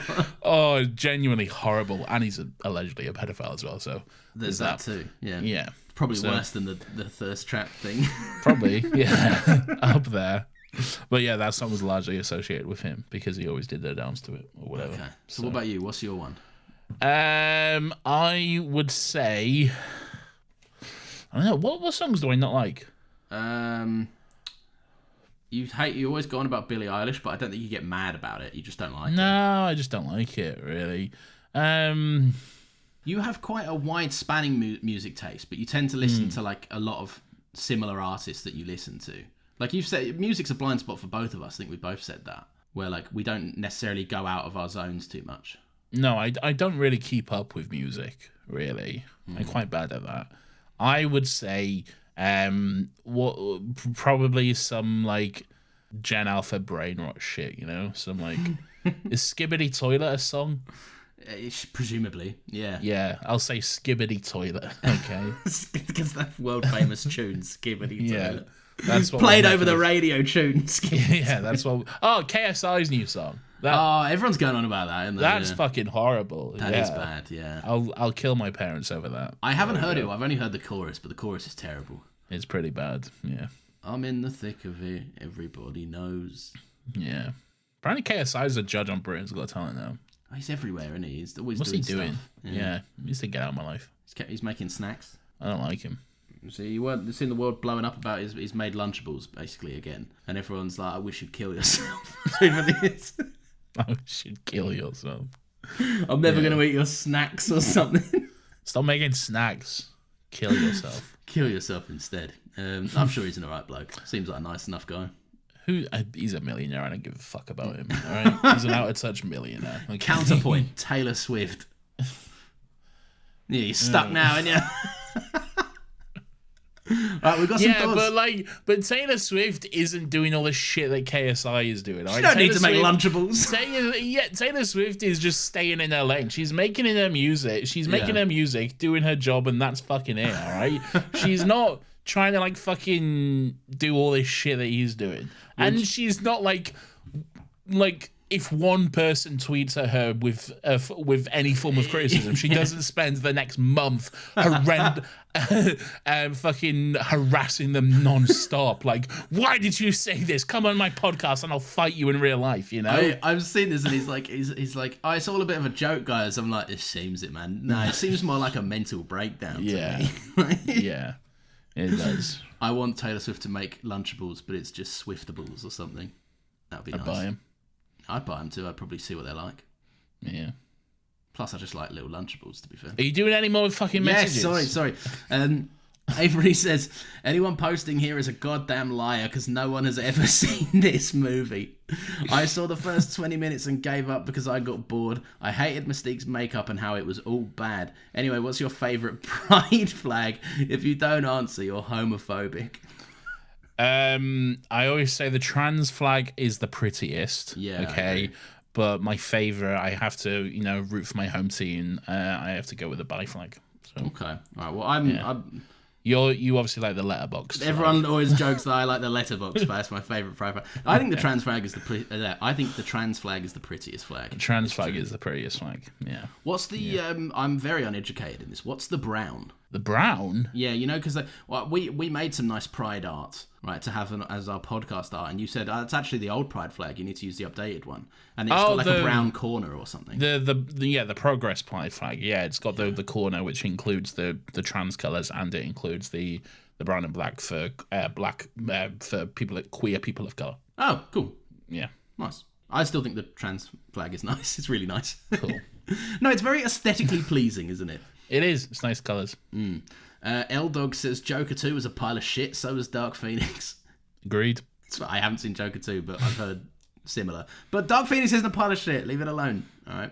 It's not a pile of shit, no. I think people have a bit of a hive mind when it comes to Dark Phoenix. I think people have a hive mind about a lot of things, all right? But, yeah. I say this, by the way, because up until yesterday, I was part of it. I was very much a part of going, and you hadn't even Phoenix seen sucks. it. You know, I'd you seen had, it once, but 5 years ago when it came out, and never again. Yeah. The last one comes in from Christina. Why do they always jump straight to Dark Phoenix when adapting the Phoenix Saga? I know it wouldn't fix all the problems with these adaptations, but it just seems weird that they've done this twice and seemingly not learned anything. I would agree with that. Well, there's more to the thought, but just cutting in there, I would agree with that. Case in point, they hired Simon Kinberg again. They were just went, it didn't work the first time. No reason why it should fail the second. By the way, I know there's more to it. I'm reading along with you. So. Oh, okay, cool. Yeah.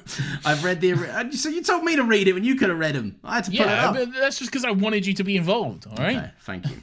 I've read the original 1967 to 1980 Phoenix Saga, and it's a lot of fun. Jean gets to do all kinds of fun, powerful stuff before they even hint at her going mad with her power. It would definitely have to be at least 2 movies if they wanted to do a proper adaptation, but I'd 100% be more willing to give that a go over another movie like this. Can't disagree, yeah. There's definitely a problem with condensing the idea, isn't there? 100%. It's exactly what I was saying about the whole Charles and Eric thing in First Class. It's like it's too big of a thing to try and squeeze that all into one movie. You know, if you really want to have that a lasting, really deep impact, if you want to have that moment where they part ways mean something, then you can't just squeeze it all into one movie. It needs to be done over multiple. It's just not enough time. Or a TV show, but not how TV is made these days. So Yeah, they'd never do that these days. yeah, there'll be like fucking 6 episodes, and there'll be like 4 years in between seasons. So And they call it a special event rather than a season of TV, yeah. the 6 episode special event or whatever. Wow, cool. Give me more of that, please, said no one. It's striking me now that this is the last of the Fox era that we're going to be speaking about, and technically the last X-Men movie. Yeah. No, there's not quite. All right. Okay, It's. I mean, you've seen the movie. I've seen the movie. I get it. I get what you're saying, but in terms of like officially, like this is the last movie that was made when, I guess, 20th Century Fox existed as a company, which it doesn't anymore. It's 20th Century Studios now, owned by the Disney Corporation. So there we go. Just like everything else. Just like everything else. We're owned by the Disney Corporation. Another Happy Pod owned by the Disney Corporation. They want to buy us. I'll take the money. Look, I'll take Michael's money. All right. If Michael the Mouse wants to buy us out, all right, he's welcome to it. All right. Make me an offer. Yeah, but I don't want anyone like sitting around telling us how to run stuff. Exclusivity. No, they can do what they want. Well, just the money. Depends on the price tag, you know. That's like, yeah. I can and will be bought. All right. So like, let's make that very clear right now. Michael Mouse, if you're listening, I am open to offers. Okay. Yeah, that's it. So that's it from the thoughts. Thanks for writing in. By the way, you can do that if you give us a little you gotta go to Discord. All right, it's in the link below. Maybe it's probably not. It's probably not. I can add it. I can put that in. That probably makes sense. Do that then. I'll do that. It's in the link below, which is where you'll find it. Nathan, it's the time of the show where we recommend some stuff to each other and to our lovely loyal listeners. Could be anything we've watched, read, seen, or listened to in the past week, or just something we want to discuss and bring up to the homies. Nathan, what are you recommending this week? I'm recommending that you tell me what you're recommending. Classic jokes. Nathan, I'm recommending the first and only episode I've seen of The Penguin. The Penguin? Indeed, I am. I know you've seen it. I've seen it too. Why have you only seen the first and only? It's been out for like fucking 12 weeks now. Because I was going to wait until it was all out and just watch it all in a weekend. I couldn't wait. I didn't see any spoilers, but I was seeing a lot of conversation around it. And I was like, I'm feeling left out. So I watched the first one, and I only watched it a day ago. And then since I've been busy. But I'm very excited to get back into the next one. Did you not think it was a little boring? No, I thought it was great, man. I really liked it. Did you like how it opened with, hey, remember the movie The Batman? Yeah, I do. And you can criticize that of any other show that's spun off from a movie, all right? That's just something that they do. Yeah. Look, I've only seen the first episode, but I think it builds on the Batman very well. I think Colin Farrell is great, just like he was in the movie. You just lose him entirely. Like there was no part of you, if you didn't know that was Colin Farrell, that would be able to tell me that was Colin Farrell. Kristen Milotti as well, great time to watch. She's, of How I Met Your Mother fame and Palm Springs fame. She's a fun inclusion. I really like her character. So yeah, not a fan. It didn't capture you, did it? But you've done a weird 180 on the Batman, as you frequently say. I'm just tired of the Batman universe. All right, That's fair. Yeah, I've made it clear. I'm just gritty. What if the Batman was gritty and grounded? What if you killed yourself? That mob, baby. Yeah, what if you killed yourself? All right, do that instead. All right, fucking just. I'm sick of it. All right. The little boy was interesting. I liked the little boy character. Yeah, I liked that he and the Penguin got a burger or whatever. There's an uneasy alliance brewing, which I find quite interesting. There is, yeah. Yeah, Christina Milioti was good. Yeah, but even though I enjoyed the episode, but I also haven't gone back and watched anything since then. So yeah. I've not been compelled to go and watch anymore because it's good TV, but it's just not what you're interested in, is it? Really? Yeah, no. Yeah, if it's it's just what if The Sopranos was set in Gotham? You know? And Yeah, it's like, yeah, it's fair enough. Yeah, great. I can just watch The Sopranos. You know? yeah. I mean, I haven't, but I could. I get what you're saying. I think I don't know. I like it. I like the universe that Matt Reeves set up in the Batman, so I think it's a natural expansion of it. And I also don't think that there is much. Normally with these things, you'd see a fucking seismic size drop in quality from movie budget to TV show budget, but you really don't get. You do in places, but you don't really get. You do like there was quite noticeable like during a car chase sequence or something. Like yes. It looked pretty horrendously. There was a shit CGI then. car that I went, Yes. whoa, that's not savoury, that one. But Yeah. but I Yeah, think that for the was most quite part, rough. like in terms of the vibe of it, of the Batman, they establish it pretty well, and I like it, and I'm excited to watch the second episode of it. Do you think Batman will show up in it? Almost certainly not. I would say almost certainly he will, but No. it'll be like in the closing shot or whatever. It'll be like right at the end, like Penguin will be like ordering a burger or whatever, and then it'll just be like he'll be the guy working the cash register, and he'll be like, "Hey, guess what? I'm Batman," and then he'll punch him. I would be inclined to agree with you if it was anyone other than Robert Pattinson, who is supremely selective with what he does. And I know they he can is just the get Batman anyone. in this universe, but he's not can showing just- up for TV. They can just get anyone. They wouldn't know, would they? You can like just shoot him from behind, you know. They would. They did it with Ben Affleck in Suicide Squad. That's very true. But Just I'd, get a I'd guy. say that the creative team have a bit more integrity than they did making Suicide Squad. Yeah, maybe. David A is like, if you don't like my movie, I grew up on the city streets punching people or something, so you should like my movie. But also, this wasn't the movie I wanted to make, so please watch my actual movie. A cut, please. A-cut, A please. cut, guys. Me Yeah, too. you guys want to see the haircut, guys? No. Guys. I don't know. I'd like I never. You can. I think they'd do it. Well, we'll see. I mean, I won't, but I'll let you know if they do. I'll watch the clip on YouTube if it comes. That's All fair. right. Nathan, tell me about your one. I'm excited because I know what it is and I want to hear about it. I watched The Wild Robot. No which is spoilers, a- please, because I want to watch this. Well, I was just about to spoil it all. The robot dies! The Wild Robot is a DreamWorks animated movie.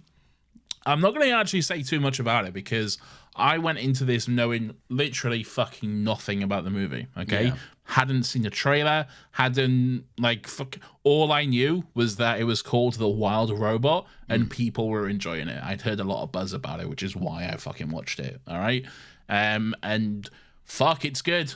It's fucking amazing. One of the most beautiful movies I've seen this year. Cried my fucking eyes out. Should I say this? No, I won't say this. But this is going to be a shit recommendation because I'm not going to say much about it. But just watch it and just cry and have a great time, and then you'll want to call someone afterwards. And I did call someone afterwards. Oh, really? Okay. Yeah. It's a very good movie. Damn. Okay. Great voice cast as well. Oh, who's in it? Pedro Pascal. I like Pedro Pascal. He plays a fox. In real life as well. And in real life, yeah. Bill Nighy. Bill Nye. good. Oh, wow. Okay. Bill Nighy. Matt Berry has a good role. Oh, in it. incredible. Yeah. Yes. Lupita Nyong'o plays the main character. This is stacked. What the fuck? It is. Yeah. It is. It's really good. It's really good.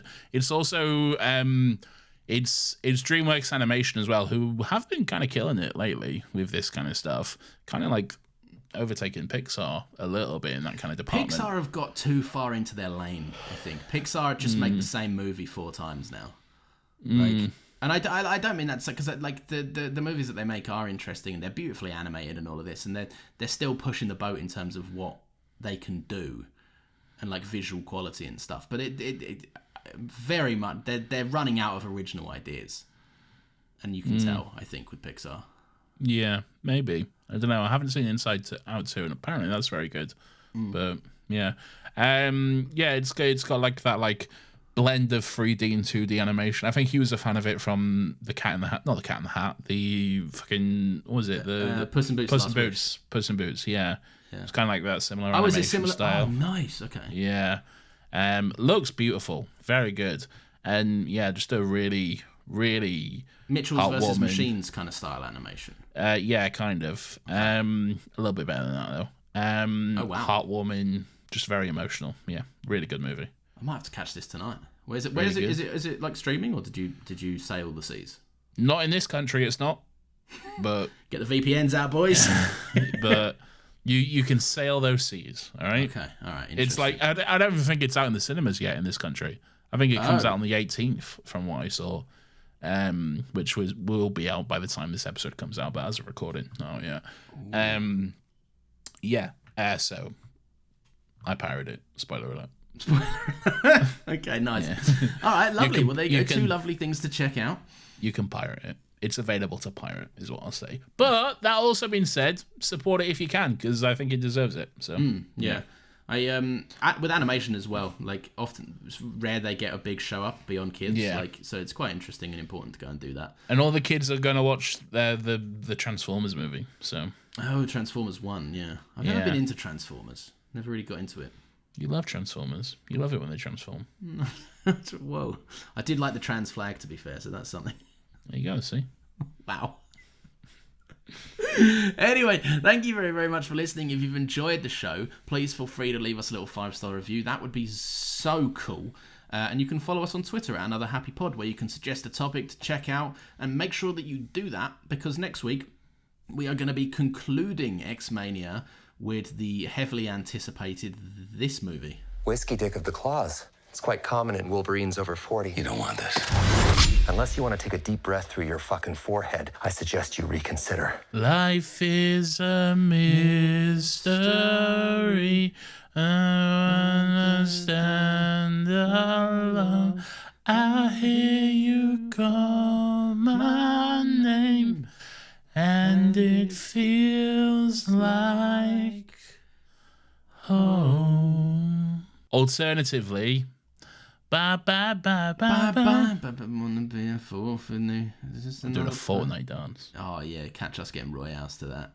Just busting that out on the 12-year-olds that we murdered. If you feel so inclined, we have a Ko-Fi link in the show notes if you want to help us out with the running of both of the shows. Zero pressure to do so. Everyone's always welcome to enjoy the episodes for free and forever. And speaking of both the shows that we do, Nathan, what is the other one? Before that, I was going to say, do get in your suggestions, because next year we've got like nothing planned yet currently, so we might be making our way through quite a few of them. If they're good.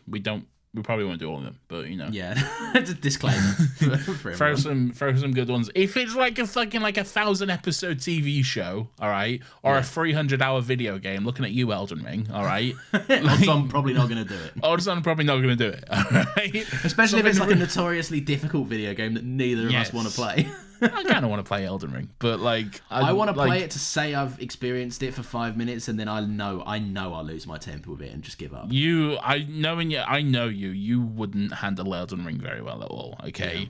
So it probably won't happen. But like just like something realistic, and we might do it if it's movies are the bread and butter, because worst case scenario they're like 3 hours long. Yeah, but also TV shows are good too. It's true. Anyway, Nathan, we have another podcast, don't we? Yeah, we do. Thanks for listening, guys. See you next Friday, 10 a.m. It's fine with me, man. It's called Still Got Legs. It's our Doctor Who rewatch podcast, where every week we watch and discuss an episode of Doctor Who, and it's about to get horny, for me anyway. So come and join us as we get into all that good stuff. I love you. I love you too. Bye.